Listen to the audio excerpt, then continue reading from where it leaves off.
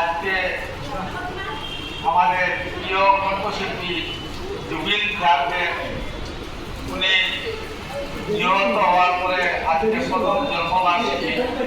আজকে এই মঞ্চে উপস্থিত আমাদের বিশিষ্ট কবি এবং সাহিত্যিক আসাদুল্লাহ এবং জয়নুল ভাই এবং রয়েছেন আমাদের আরেকজন গার্জিয়ান এবং উপস্থিত ক্যাডেট অ্যাসোসিয়েশনের আয়োজিত সেই ক্যাডেট মাস্টার আলী ভাই, আমাদের পূর্ববর্তী বক্তা আসাদুদ্দিন ভাই অনেক সুন্দরভাবে জুবিন গার্গের জীবনী নিয়ে বলেছে। তার মধ্যে উনি আমার আর বিশেষ কিছু বলার নাই, আমি একটাই কথা বলবো, জুবিন গার্গ এমন একজন ব্যক্তি যিনি আমাদের ভারতে অনেক গায়ক রয়েছে, সেই গায়কজন টাকা পয়সা এবং ভবিষ্যতে সম্পদ বানানোর জন্য রয়েছে, কিন্তু আমাদের এমন একজন গায়ক যে জুবিন গার্গ, উনি ওনার জীবনে এক নম্বর উনি আমাদের নর্থ ইস্টকে এত সুন্দরভাবে সেই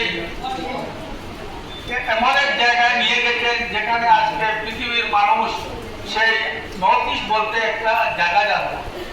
জুবিন গার্গ এমন এক ব্যক্তি যেখানে দুঃখিত মানুষ পাগল মানুষ পেতেন, সেখানে উনি নিজে গাড়ি থেকে নামিয়ে ওদেরকে খাওয়া দাওয়া দিতেন এবং টাকা পয়সা দিতেন।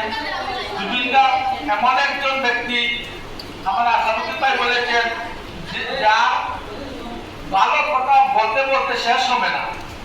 উনি এমন একজন ব্যক্তি, উনি বলিউডের ছেলে, সেই আমাদের নর্থ ইস্টকে পরিচয় দেওয়ার জন্য সেই আমাদের আসামে এসেছেন এবং আসামের মানুষের সেবায় নিয়োজিত ছিলেন। তাই আমরা সেই জুবিন গার্গের আদর্শ নিয়ে আমরা এই পৃথিবীতে বাঁচব এবং হিংসা রাজনীতি আমরা ছেড়ে দিব। এবং আজকে এই আয়োজনটা করার জন্য আমি সেই ক্যাডেট অ্যাসোসিয়েশনের কর্ণধার আলী ভাইকে অনেক ধন্যবাদ জানাই। আর বিশেষ কিছু বক্তব্য রাখুন না, এই বলে আমি আমার সংক্ষিপ্ত বক্তব্য শেষ করছি।